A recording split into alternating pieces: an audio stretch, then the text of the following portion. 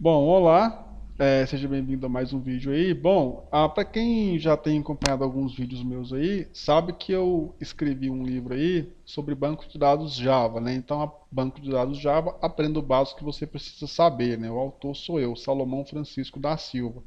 Caso você queira estar colaborando com o meu trabalho aí, para que eu possa fazer a edição 2 do livro, você pode estar me ajudando aí. Basta você ir lá na Amazon, né, pesquisar por banco de dados Java, aprenda o básico que você precisa saber com o autor Salomão, certo? Bom, este livro aqui, ele é voltado para pessoas que ainda não sabem utilizar banco de dados dentro do Java. Então, não é um livro para experts, ele é um livro para pessoas que estão iniciando nesse mundo aí de banco de dados, né? Nessa área de banco de dados aí, para melhorar o seu conhecimento, certo? E que já também programe em Java, obviamente. Então, você tem que ter uma estrutura sólida aí, né? De orientação a objeto para que você consiga aproveitar bem o material. Então ele é sequencial aqui, né? A gente vai passar aqui por todas as etapas, a gente vai criar o nosso banco de dados, a gente vai aprender aqui a fazer o CRUD, né? Que é criar as tabelas dentro do banco de dados, ler, atualizar, deletar, pesquisar os dados e no final do curso aqui a gente vai montar um pequeno sistema, né? Que vai imitar uma espécie de um sistema via Pix, né, onde a gente pode estar fazendo aí transferências bancárias. É lógico que não vai ser um sistema que poderia ser implementado no mundo real, né, obviamente, mas é um sistema aí que é um sistema funcional, né, a gente vai implementar um sistema que emularia aí, né, digamos assim, imitaria um sistema de transferência via Pix, né, utilizando todo o conhecimento que a gente aprendeu aqui ao longo deste mini curso, certo? Um sistema funcional aí, né? Inclusive com testes, né? Que é uma coisa que não pode faltar, né? Sobre mim aqui, eu sou formado em desenvolvimento de sistemas, certo? Caso você queira entrar em contato comigo, você pode estar entrando aqui pelo meu site, salomontech.com, né? Bom, vamos ao que interessa então hoje aqui. Acho que eu estou na página 62, é isso mesmo. Bom, é o seguinte aqui, no capítulo 2, né, mais precisamente aqui na seção 2.11, a gente aprendeu hoje sobre atualizar os nossos objetos ali, né, as nossas entidades ali do nosso banco de dados, certo? Atualizar um registro, digamos assim, né? Bom, eu vou ler aqui na sequência e vou estar implementando o nosso código-fonte aí, vou estar explicando, né? Bom, podemos atualizar as entidades, né, ou tabelas do nosso banco de dados, então uma entidade, uma tabela do banco de dados, utilizando uma instância de um objeto, né, pelos seus métodos setters, né? Então você tem uma classe ali que tem os métodos getters e tem os métodos setters. Então você pode estar atualizando um objeto aí, né, para ele ser atualizado aqui no nosso banco de dados, utilizando o setter dele. É obviamente que você vai ter que utilizar um entity manager aí, né? Bom, quando descarregarmos as alterações desse objeto no nosso banco de dados, essas alterações serão realizadas automaticamente pelo nosso ORM Hibernate aqui, né? Para que possamos fazer isso, precisamos de uma instância de um objeto, né, gerenciado aqui pelo Entity Manager. Esse Entity Manager que eu já falei sobre ele, é ele que gerencia as nossas tabelas do banco de dados no contexto de persistência, né, para fazer o nosso CRUD ali. Então você vai ler dados, você vai escrever dados, deletar dados, consultar dados ali, né, criar dados também, utilizando aí um gerenciador chamado Entity Manager, né. Tudo passa por ele aí, certo? Bom, não basta apenas instanciar um objeto pelo operador new, né? Então não basta apenas você criar, por exemplo, um objeto pelo operador new, igual eu fiz aqui, e você achar que vai estar salvo automaticamente. Tem que fazer algumas etapas aí. Bom, para este exemplo aqui, deixa eu copiar esse código aqui mais uma vez e vou estar explicando o código para agilizar um pouco o vídeo. Eu criei uma classe aqui, eu criei aqui um método aqui dentro da classe main chamada update, né? Então vou fazer uma pequena alteração aqui para a gente conseguir alterar aí os dados do nosso banco de dados de forma mais dinâmica. Então deixa eu fazer umas alterações pequenas aqui, para a gente ter algo aí mais dinâmico, certo? Então vamos lá então. Bom, entenda o seguinte aqui, para que eu possa alterar um registro de um banco de dados, eu tenho que ter o registro, né? Eu não posso tentar alterar aí algo que não existe, né? Então, vamos supor o seguinte aqui, eu sei que o registro aqui de número 7, né? Que no caso aqui é a Buma que a gente cadastrou no último vídeo, Eu quero alterar esse nome aqui, por exemplo, né? Vamos colocar aí que eu quero colocar um outro nome para essa pessoa aqui, certo? Então, o que eu posso estar fazendo então? Então, eu vou criar aqui um Entity Manager normal, que a gente já viu nos outros vídeos. A gente tem aqui um conector JPA, então ele tem uma classe aqui estática, né? Um método estático. Quando essa classe aqui for executada, ele vai criar aqui uma conexão. Eu posso ter 200 mil conector JPA aqui que só vai ter uma conexão aberta, porque temos aqui um método estático. Bom, quando essa factory aqui for criada, ela vai retornar para a gente um Entity Manager aqui por esse método, certo? Depois a gente pode fechar as nossas conexões aí, certo? Bom, explicado isso aqui mais uma vez, a gente vai ter que fazer o que aqui? Como a gente vai estar trabalhando com uma transação, ou seja, você vai persistir algo dentro do banco de dados, o que você pode estar fazendo aí? Né? Então você tem que abrir uma transação no seu banco de dados. Essa transação ela vai do entity manager.getTransaction. Depois que você fazer o getTransaction, você dá um begin nela, né? Entity transaction.begin para chamar este método. Bom, com o seu entity manager aqui criado, né, e com a transação criada aqui, e com a conexão, obviamente, do banco de dados aberta, você vai fazer o seguinte aqui, você vai criar o objeto normalmente, né, você vai instanciar aqui a classe cliente normalmente, ela possui poucos parâmetros aqui, né, poucas propriedades, apenas com nome, CPF, data de nascimento. E o que eu vou atualizar aqui vai ser justamente o nome e o CPF, né, que são os únicos campos que eu quero atualizar aqui, mas você poderia estar atualizando também a data de nascimento, né? Basta você informar aqui no nosso setter aqui, então cliente.set data de nascimento. Mas eu não vou atualizar aqui neste vídeo não. Bom, depois de atualizado, o que a gente tem que fazer? A gente tem que fazer o seguinte aqui, ó. Para você atualizar um registro dentro de um banco de dados, primeiramente você tem que estar com ele na memória, certo? Então você vai fazer o que então? Lembra que no vídeo passado a gente utilizou o método find para buscar um registro do banco de dados? Então aqui quando a gente utilizou o método find do entity manager, né, que a gente definiu aqui uma classe, definiu um ID, esse objeto aqui, ó, cliente, que é do tipo cliente, né, o nome o objeto cliente aqui, que é do tipo cliente, né? Ele vai estar sendo gerenciado pelo nosso Entity Manager. Então é como se você tivesse uma lista ali que o nosso gerente, né, ele vai estar gerenciando esse objeto aqui. Então ele está carregado na memória do nosso Entity Manager, né? Se eu fechasse aqui, por exemplo, aqui embaixo não estaria mais sendo gerenciado, né? Ele estaria no estado desanexado, né? Mas aqui ele está sendo gerenciado ainda.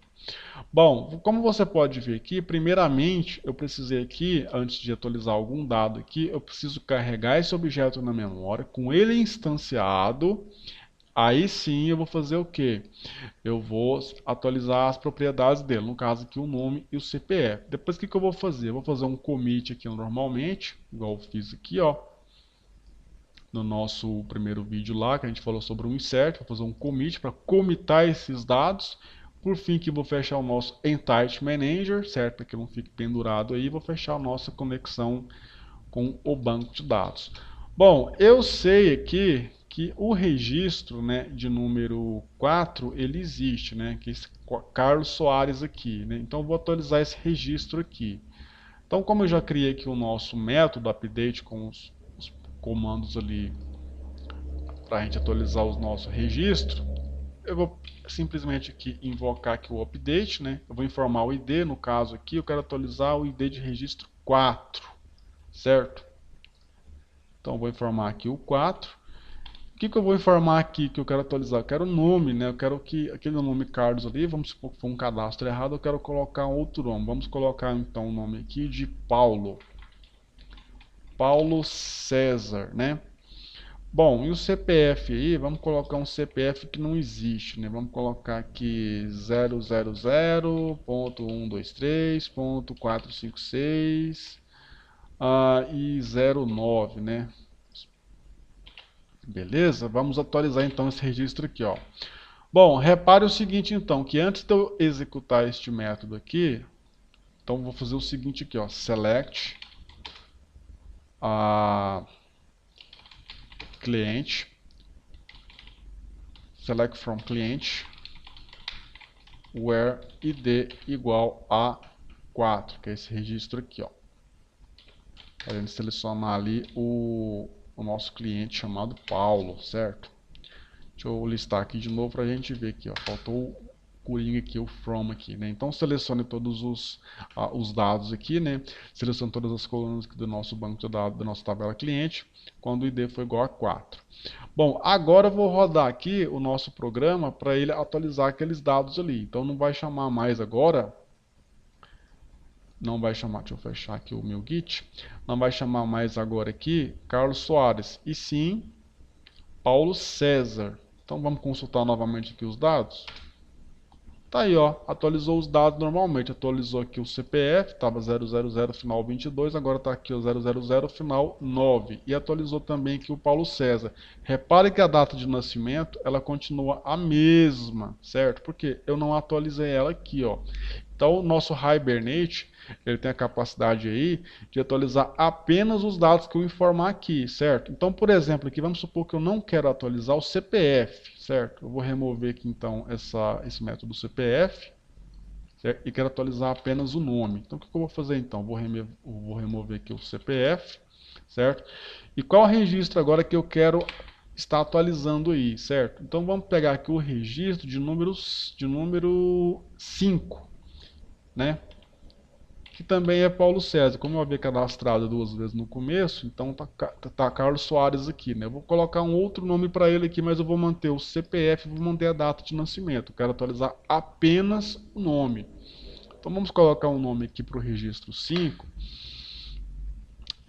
vamos ver aqui que nome que a gente vai colocar aqui. Juliana Silva, por exemplo. Então vou apertar aqui F6 e vou atualizar aquele registro de Juliana ali, certo? Ele vai atualizar apenas o nome, o CPF ali e a data de nascimento tem que ficar igual. Então atualizei aqui o registro número 5. Você pode ver aí, ó, Juliana Silva, o CPF continua a mesma coisa. Então, conforme você vai colocando os dados aqui, ele vai atualizando, certo? Vamos supor que eu quero atualizar aqui. Eu quero atualizar aqui também a data de nascimento, ou seja, todos os elementos lá. Então, vou voltar aqui o nosso código que estava, cliente.set data de nascimento. Vamos colocar aqui então agora um outro parâmetro no método update para a data de nascimento. Então aqui local date, data, nascimento.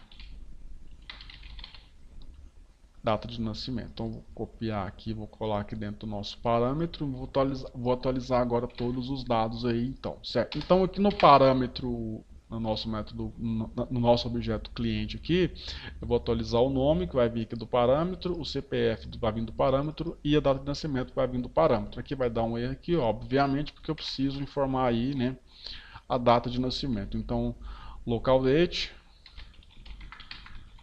vou chamar aqui o método off, né? Eu vou pegar essa segunda opção aqui. Então, o ano que eu vou colocar aqui vai ser o ano de 1996, né? O mês que eu vou colocar o mês 2 e o dia que eu vou colocar 11, certo? Bom, nesse caso aqui, eu quero atualizar o seguinte registro aqui.